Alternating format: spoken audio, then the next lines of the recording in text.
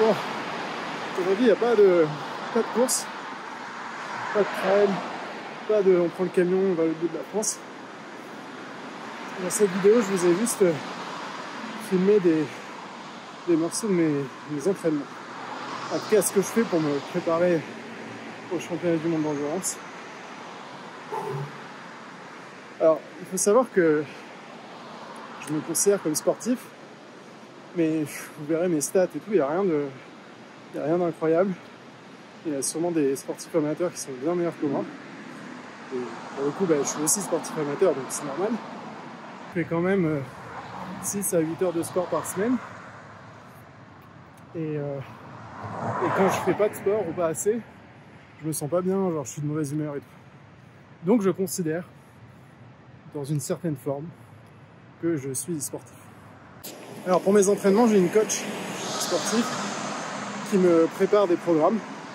En fait c'est simple, on a regardé à quelle fréquence cardiaque j'étais quand je roulais en moto, quels muscles je sollicite quand je suis sur la moto, et en fonction de ça, elle m'a fait un programme avec à peu près 2 ou 3 fois du footing par semaine. Ça dépend des moments de l'année, mais par exemple en l'hiver, c'est plutôt des footings longs à faible intensité. Et après, plus on se rapproche des courses, plus on rentre dans le dur, on fait du fractionné. Voilà. En fait, l'hiver, on essaie de construire un cœur solide, de le faire battre doucement, qu'il soit fort. Et après, quand on rentre plus dans le plus spécifique, on essaie d'avoir un cœur dynamique, donc qui monte vite à des pulsations élevées pour fournir l'afflux sanguin aux muscles, et qui redescend vite aussi pour pouvoir récupérer plus facilement. Donc ça, c'est 2-3 fois par semaine. Et là, par exemple, je suis à 2 semaines des 24 heures du Mans, donc c'est clairement du spécifique. Là, par exemple, c'est du seuil que je fais en ce moment. Et bon, vous allez découvrir tout ça un peu plus tard. Alors la majorité de l'entraînement en fait se passe ici. C'est chez moi, j'ai un petit coin pour faire du sport. Donc c'est là que je fais mes étirements. J'essaie de le faire le plus souvent possible parce que ça aide à mieux récupérer et à être un peu plus souple. Et si on récupère mieux, c'est-à-dire qu'on peut s'entraîner un peu plus, donc c'est important. Et je fais aussi un petit peu de yoga. J'essaie d'en faire 2 fois par semaine pour les mêmes raisons, parce que ça permet de se détendre, de bien récupérer et de gagner encore un peu en souplesse. Et être souple, c'est super important sur une moto, parce que on a des positions qui sont quand même pas toujours très naturelles. Et surtout, si jamais on tombe, on a moins de chances de se blesser si on est souple. Principalement, ce que je fais là, c'est du circuit training. Donc en fait, j'ai 2-3 séances par semaine où je fais du gainage, un petit peu de travail sur du poids du corps, un petit peu des exercices pour faire monter le cœur aussi, avec par exemple le vélo qu'il y a là, ou la corde à sauter, voilà. L'idée en fait c'est de travailler des groupes musculaires à un rythme cardiaque qui est le même que celui que j'ai sur la moto. Donc j'essaie de monter à 160-170 avec le vélo ou juste avec des mouvements, et après je fais du gainage pour que mes muscles soient en gros habitués à travailler à cette intensité-là, et que du coup une fois sur la moto, je sois à peu près à l'aise, ou en tout cas que mon corps résiste à ces choses-là. Il n'y a pas de musculation à proprement parler, c'est vraiment du renforcement musculaire. Après, avoir des gros muscles et tout, je suis pas sûr que ce soit très important pour moi à mon niveau en tout cas. Peut-être qu'en MotoGP et tout ça, ils en ont besoin. Moi, je suis un bon amateur, donc je n'ai pas vraiment besoin de ça. Surtout que des gros muscles, ça consomme aussi plus d'énergie. Donc ça demande plus d'apport nutritif, plus de tout ça. En fait, avec ma coach, on a regardé les muscles que je sollicitais sur la moto. Et du coup, elle me les fait travailler spécifiquement. Donc c'est principalement gainage du ventre, pour bien se tenir le buste, en fait, et pas forcer sur les bras. Surtout pas forcer sur les avant-bras, ça, jamais. Pas de muscu sur les avant-bras. J'en ai fait quand j'avais 17 ans et j'ai chopé le syndrome des loges, donc je me suis fait opérer depuis et maintenant je n'y touche plus. Par contre, beaucoup de gainage, jambes aussi, pas mal sur les jambes pour pouvoir bien être mobile sur la moto, changer d'angle, passer d'une fesse à l'autre quand on déhanche. Pas mal le dos, épaules aussi pour se tenir au freinage, c'est surtout ça qui est mobilisé au frein. Et voilà, c'est à peu près tout. Après, en fonction de comment je roule, si jamais j'ai des douleurs qui viennent parce que je manque d'entraînement ou de quelque chose, je lui dis, elle me fait des exercices spécifiques pour travailler ces endroits-là. Et voilà, on adapte comme ça au fil de la saison, suivant comment je me sens. Je vais vous faire un petit tour des exercices que je fais. Ça va être rapide, ça va pas être très beau, parce que je suis pas très bon là-dedans. Mais en tout cas, voilà, moi en tout cas, c'est ce qui me permet vraiment de tenir mes manches, de moins fatiguer sur la moto, et d'être même dans la vie de tous les jours un peu plus mobile et un peu plus dynamique.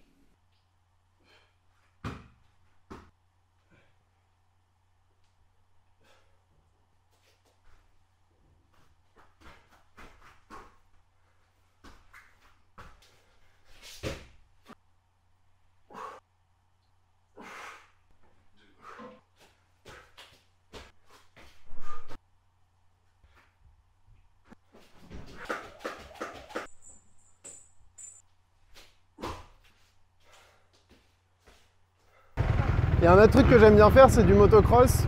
J'essaie d'en faire à peu près une fois toutes les 2 semaines. Et là, avec les confinements, la météo et tout, ça a été à peu près une fois par mois et encore. Je roule avec une 4,5 CRF, donc c'est bien au-delà de mon niveau. Mais en fait, c'est une moto qui est un peu lourde, avec un moteur agressif, trop agressif pour moi, trop puissant pour moi. Mais je trouve que c'est un bon entraînement pour la vitesse. Je roule aussi avec une moto qui est très puissante, avec une 1000. Et en fait, je sais que quand j'arrive à tenir une manche de 30-40 minutes avec cette moto-là, qui me tire sur les bras et sur laquelle, même quand tu es fatigué, il faut être tout doux. Sinon, tu fais une erreur et tu te bourres.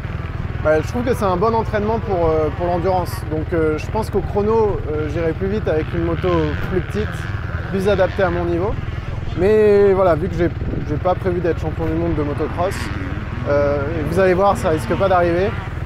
Mais en tout cas, voilà, pour apprendre, progresser, en tout cas gagner en physique, parce que c'est pour ça en fait que je fais du motocross. C'est pas exactement les mêmes muscles que la vitesse qui travaille. Par contre, je pense que c'est la discipline moto la plus exigeante physiquement. Donc ça permet de faire du sport en étant sur une moto avec un guidon entre les mains, en gérant de l'équilibre. Donc c'est plutôt une bonne chose. Là aujourd'hui, on est à la Phare-les-Oliviers.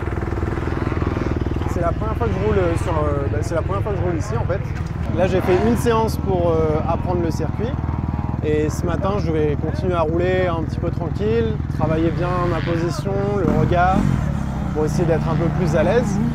Et cet après-midi par contre je ferai des manches, donc je vais essayer de rouler à peu près 35 minutes, 2 fois 35 minutes ce serait bien.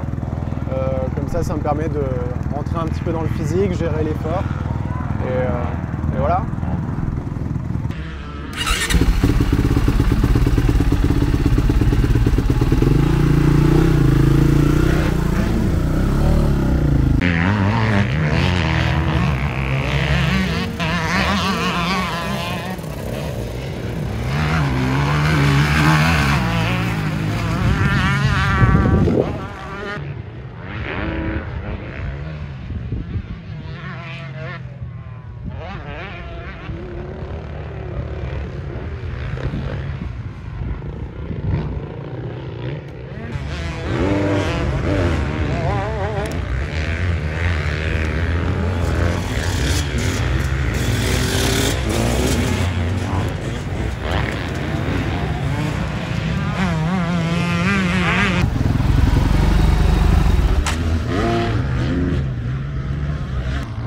Début d'après-midi, donc ce matin en fait j'ai essayé de m'acclimater un petit peu au circuit, trouver mes marques. Donc je faisais des sessions de 15 minutes à peu près et ça me change pas mal d'habitude parce qu'il y a beaucoup de pierres et là c'est du vrai motocross quoi. Terrain défoncé, il y a des cailloux partout.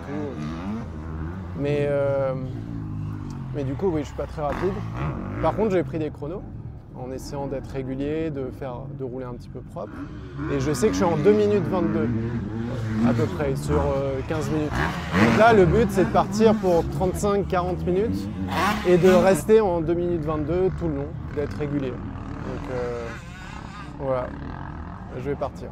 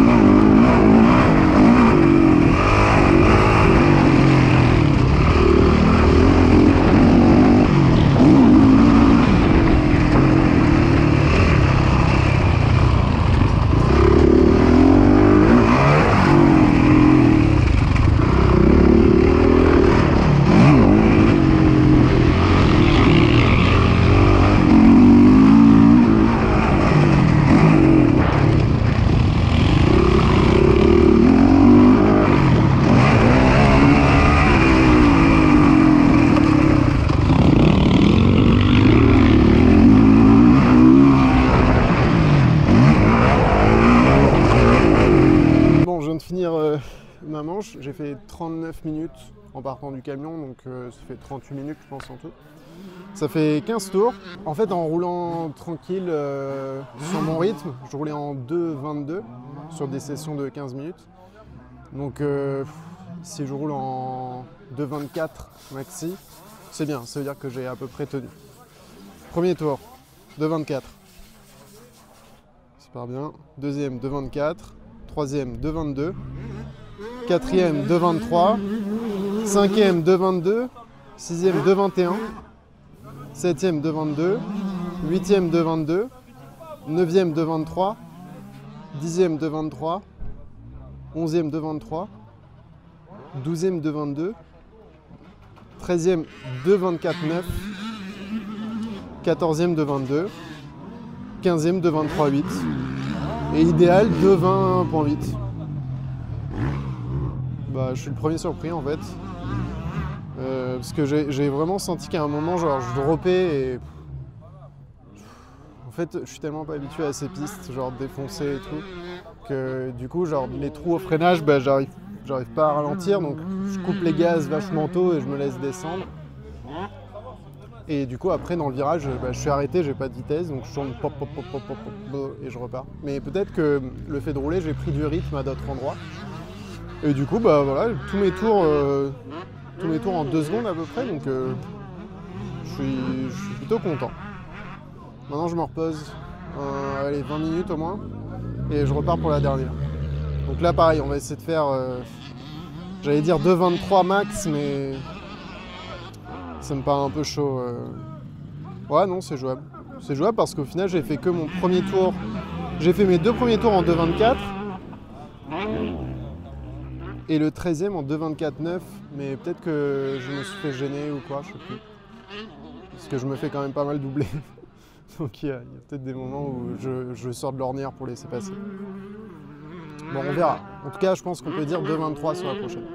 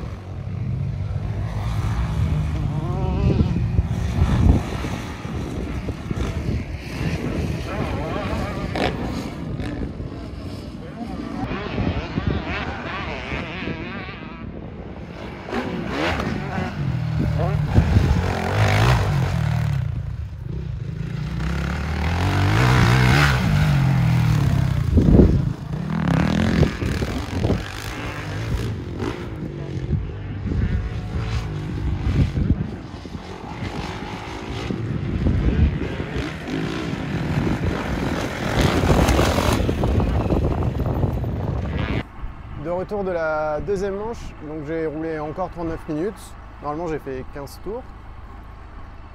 Donc là, premier tour, 21,9, 21,5, troisième tour, 24,0.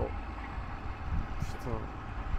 Quatrième, 22, cinquième, 21, sixième, 22, septième, 26, huitième, 26, 27, 25, 25, 25, 25, 25, 24. Bah, c'est pas terrible.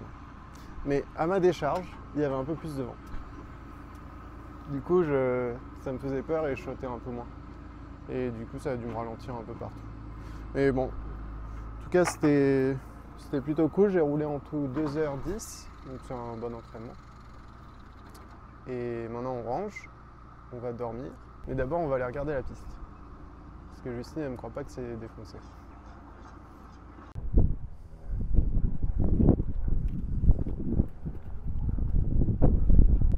Donc, tu te tronces ça dans les lunettes là. Oh. Je vais pas toucher. Alors il y a un autre truc que j'aime bien faire, c'est aller courir, mais dans la montagne. Parce que normalement je cours, je fais genre du foncé ou du fractionné, donc c'est 1 heure sur la route à peu près. Environ tous les 2 mois, j'essaie de me faire une sortie un peu longue, où je cours derrière chez moi, il y a plein de montagnes. Je pars 3-4 heures à peu près. Et c'est bien parce que ça me fait, ça me change déjà, ça m'aère. Je cours pas au même endroit tout le temps, donc ça fait du bien.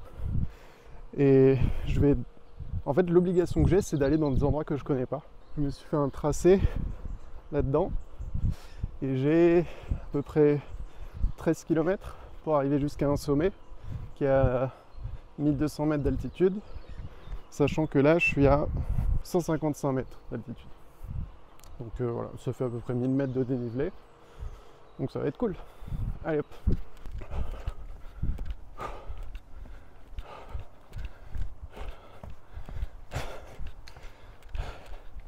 Chaque fois je me fais niquer. Là j'ai fait 1 km. Ça monte comme ça. Coup d'entrée. Je me retrouve dans le rouge mais genre abusé. Je suis à 173 pulses. Et je suis parti il n'y a pas longtemps. Et je me suis trompé de route, non? Allez hop.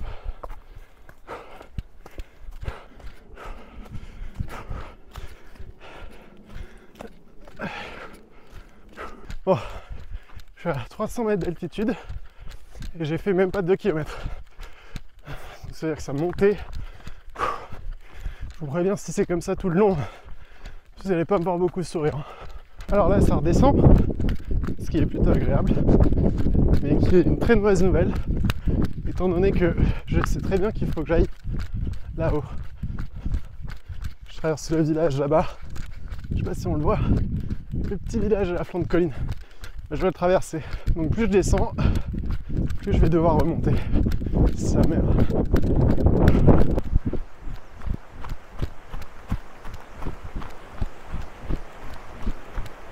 Voilà, c'est bien ce que je craignais, je suis descendu tout en bas. Je suis plus qu'à 200 mètres d'altitude. Donc il faut tout que je me retape, putain. Tout que je remonte. Je regrette.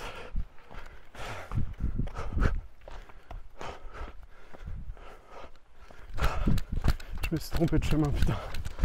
C'était tout droit là. Je vérifie. C'est là.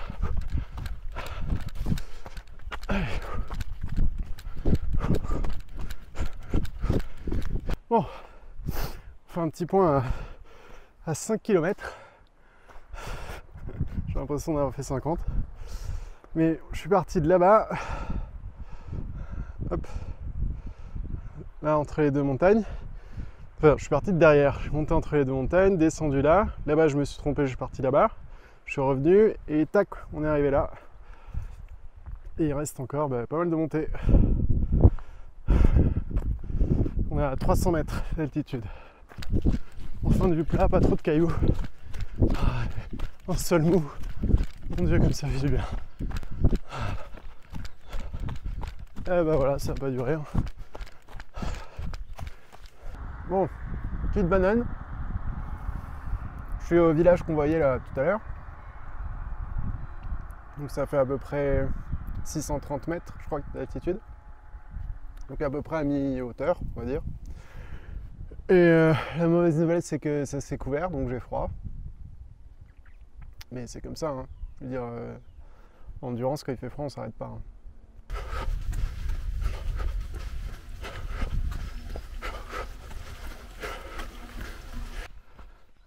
Putain, je suis chez des gens. Je me suis encore trompé de chemin. C'est pour ça que c'est long en fait, hein, mes courses. Ah voilà, on reconnaît le chemin là. Il est tout petit. Ah mais bon, c'était marqué en fait. Je suis juste con. C'est tout.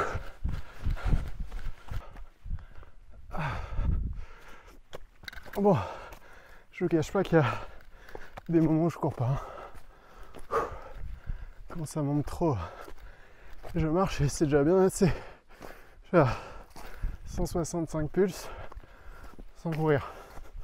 Donc c'est bon, je travaille là. Allez, 9 km. On est à 880 mètres d'altitude.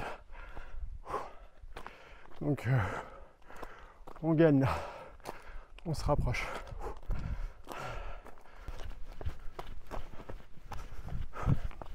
Voilà, ça va mieux là.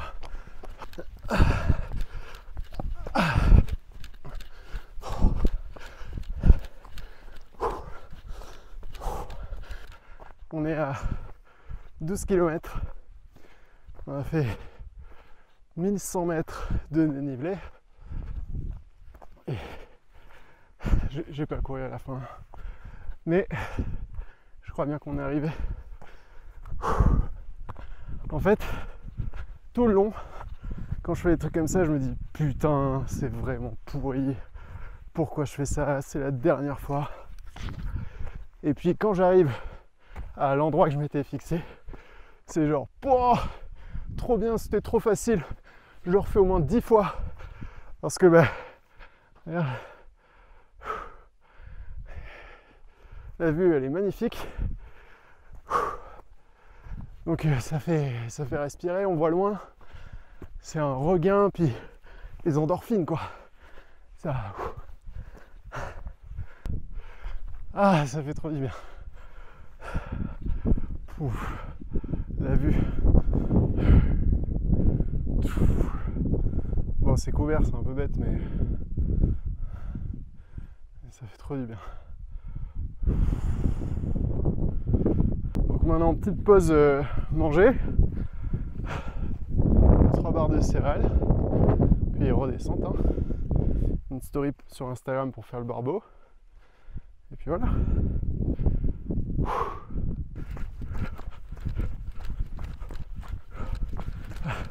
Je crois que c'est mon moment préféré. La descente là, c'est trop cool. Parce qu'il faut bien regarder, être un peu vif, mettre les pieds au bon endroit, pas se bourrer. Puis faut un peu réfléchir aux trajectoires et tout. Je kiffe tellement. Ah putain, ça valait le coup de monter. Ouais.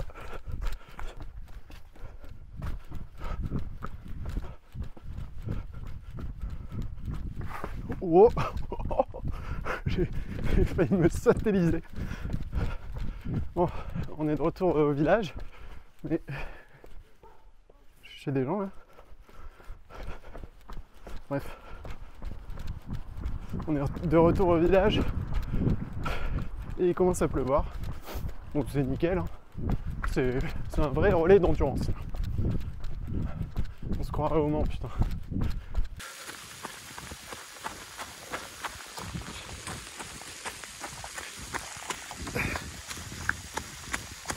Ça sert à rien que je fasse un commentaire, je crois. Putain. Ouais, ça y est, on est arrivé au bout. J'arrête de courir. Donc 23 km 56. 1300 mètres de dénivelé positif. Et 3h50. C'est un peu long, hein. Ça fait pas un rythme très vite. Ça fait un rythme de 9,40 au kilomètre. Et malgré tout, là j'ai fait 3053 calories. Fréquence moyenne 160. Ce que j'aime bien en fait avec ces longues sorties, surtout quand il y a un point d'arrivée, c'est que en fait tu cours, tu galères jusqu'à l'arrivée, et le truc qui te motive. Et une fois que tu y es, tu dis ah putain ça y est, oh non il y a encore tout le retour. Et en fait ça me fait beaucoup penser en endurance quand tu dois doubler un relais. Où en fait tu fais ton relais, tu te dis allez plus que 10 tours, 5 tours, 1 tour, allez c'est fini. Et ah bah non en fait j'étais qu'à la moitié, faut que je recommence. Donc voilà, ça permet quand même de ressentir un petit peu ces sensations là. Donc voilà, je peux arrêter la montre après 3h50 d'effort. Là c'est un entraînement que j'ai jamais fait encore. Parce qu'on a reçu la petite moto EyeSight qui va servir aux célébrités pour apprendre à poser le genou. Donc il y a une petite YCF 125 qui est préparée par Mecalex. Donc montée super motard et tout, toute jolie. Et du coup je dois la roder, donc pour être sûr que tout aille bien et tout ça. Et j'en profite aussi pour m'entraîner. Donc on est sur une petite piste de karting à Rognac. Et il laisse rouler des motos, je crois le matin. Et du coup voilà, on va essayer ça.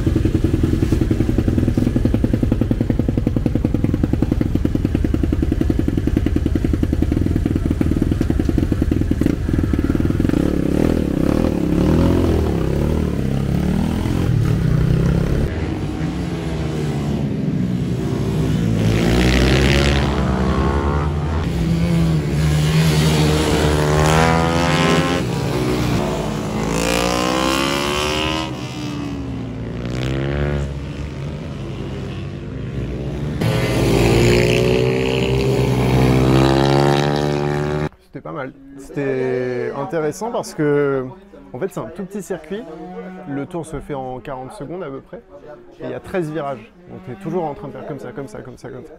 Et la moto est pas mal, elle est très réactive donc il faut faire attention, et elle est très légère, et je pense que c'est un bon entraînement parce que du coup, tous les défauts que j'ai d'habitude, bah, je les ressentais vachement.